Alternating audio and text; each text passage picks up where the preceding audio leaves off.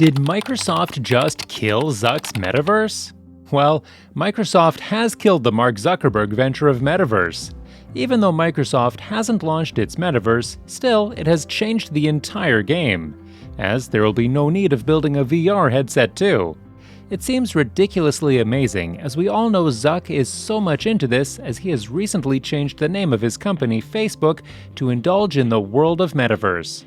That reflects his vision for the Metaverse, and many people think that he is ahead of his time by planning to invest $180 billion in the next decade. However, with the stunning entry of Microsoft into this venture and some other factors, his plans contain some defects. Things are more promising for Zuck as he has a user base of billions around the world. Whether we talk about Facebook, Instagram, or WhatsApp, people use these apps a lot in their daily life. Plus, he also owns one of the largest virtual reality companies, and even with a significant backlash, Quest outsold the Xbox in the year 2021. Despite many indications that Zuck's Meta will deliver, Microsoft is playing its cards and will not allow him to win the Metaverse battle. We will discuss some of the key factors in this video that show how Microsoft will be able to beat Zuck's Meta. But before you learn about how Microsoft will be able to beat Zuck's Meta, pay attention to the big red subscription button. As soon as you click it, you will be taken to the wealthy side, the life you deserve, where you'll find hundreds of videos. These videos contain the answers to almost any question you may have. There are also daily updates, so if you want to stay tuned, remember to turn on notifications. According to the CEO of Microsoft, Satya Nadella, they are creating an entirely new platform layer, which is the Metaverse, as the physical and digital worlds come together. Well, many people think that the Metaverse is pretty much like a video game that they have already seen. Games like Fortnite or World of Warcraft are good examples of this. And they are not wrong, because games like these are a superb entry point into this world.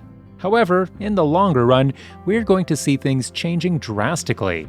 Metaverse experiences are going to be huge and will offer a more captivating experience, providing the ability to communicate and interact with millions of people in just a single shared virtual world. Moreover, the avatars and digital assets experience is going to be enhanced and will move between spaces, creating a set of economies supporting an extensive range of contributors around the world. And it is not clear yet which platform will be able to lead the Metaverse space in the future. However, one thing is certain: gaming is going to be a vital part of this venture. This is where the strategy of Microsoft comes in, and it's amazing. For decades, they have been a gigantic player in video gaming. Initially, it started with the PC games like Doom, and now its Xbox games are performing well with games like Gears of War. And if you have a look at Facebook, it only has Farmville, and most people consider it an average game. Building games is an important thing, and that requires studios. This is why Microsoft has been expanding its gaming empire for many years. And this is about to get bigger, as in 2014, it bought Minecraft for $2.5 billion. Minecraft has grown to have a monthly active user base of more than 140 million, and it is quickly transforming into a mini metaverse, as the players can create complete simulations like the Mr. Beast competition with 2,000 simultaneous contestants. Resuming the expansion, Microsoft bought ZeniMax Media in 2020 for $7.5 billion, which allows them to spin off Elder Scrolls and Doom. These games have communities of modders who are modifying and enhancing the overall experience. And recently, Microsoft gained Activision in a $68.7 billion deal. No doubt, this is a huge amount of money. However, Microsoft also has $130 billion in cash that can change their game and strategy towards the Metaverse. These recent acquisitions are also going to help them a lot, drawing a lot of attention too, because Activision owns some of the great game franchises that include Call of Duty, Overwatch, and Tony Hawk. The important thing to note here is that these games are cross-platform and are easily available on Nintendo consoles and PlayStation. Another smart move by Microsoft is to take Call of Duty away from PlayStation, and people will go to purchase Xboxes. However, this is not their exact strategy, as you can see it launched the Xbox Game Pass in 2017, which allowed access to a wide range of games just for a single monthly fee, which was primarily the Netflix model. But it has proven to be a substantial shift in their business strategy. For now, Microsoft is selling these games for full price on other consoles, however offering all these games as part of the Xbox Game Pass package. Acquiring Activision makes things more enticing for games as they will get all the content for free if they are subscribed. Many people think that it is going to create a gaming monopoly, although the market of publishing games is still very much fragmented because even if we combine Microsoft and Activision, Tencent and Sony are still bigger in terms of revenue. And that's obvious that new breakout successes occur each year in the industry of gaming, so that depicts no one has complete control yet. However, with all these game publishers that Microsoft is competing with, you will not have Facebook and Meta, as they are not even listed. The reason behind this is Zuck has just built out some minor games that are too for VR and still don't contain any of the major gaming companies. There might be a chance that Zuck thinks that the traditional gaming franchises will not be able to adapt to the metaverse. Enjoying till now? Please hit the subscribe button now, like, share, and comment. And yes, keep watching. Well, this raises questions like, is Metaverse much likely to grow out of Overwatch or other similar games? Or for Metaverse, new intellectual property are going to be built? Regardless of these, if Metaverse eventually evolves from the gaming industry, this is going to create big trouble for Zuck. Well, people might go use Quest headsets to access the Metaverse and can interact with VR. On the other hand, Microsoft will get a huge edge in terms of creating and defining how people can interact with this new world. Another thing that should be considered here is the use of personal computers while we talk about the arrival of the Metaverse.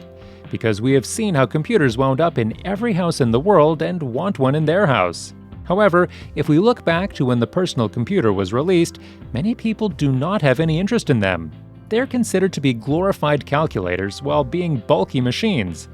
People do not require it in their homes, but soon they become indispensable in the offices. As companies started purchasing computers because they enhance productivity and improve the work performance of employees, and all of a sudden, it has made many tasks simple, where employees do not have to spend hours just photographing documents. Eventually, it results in rising profits, so all companies started buying them, seeing the usability. Here comes the interesting thing. When people get used to them, they want them in their houses too. And as the number of computers increases in houses, it increases the requirement for non-functional applications in the computers, and the prominent application is games. Well, you might have also bought a computer for your work requirements, but in no time, you also want a game on it. This is a huge possibility that the same pattern will be followed in the building of the Metaverse. Initially, your company will purchase a VR headset for you to interact with yourself and everyone remotely, as spending some bucks is worth it. After all, it is going to improve productivity. And this is not common for tech companies to spend thousands of dollars just for corporate events, so they might go for spending a few bucks on their employees. And this is a model that Zuck is focusing on and looking to make Horizon Workrooms, which is the default application for virtual work. However, the question remains, will he be able to beat Microsoft? This is not easy for a company to switch its focus from consumers to businesses. And you know, people will also associate Meta with the unhinged rants that people post on Facebook. Now, if we look at the working model, Facebook is pretty new to this, as they launched their workplace in 2016. And, on the other hand, Microsoft has been doing this for decades, starting from the 1970s, selling software to companies. They have created Microsoft Teams as they know companies will not only stick with Windows, as they are switching towards Apple products. And they are planning to do something big with Teams.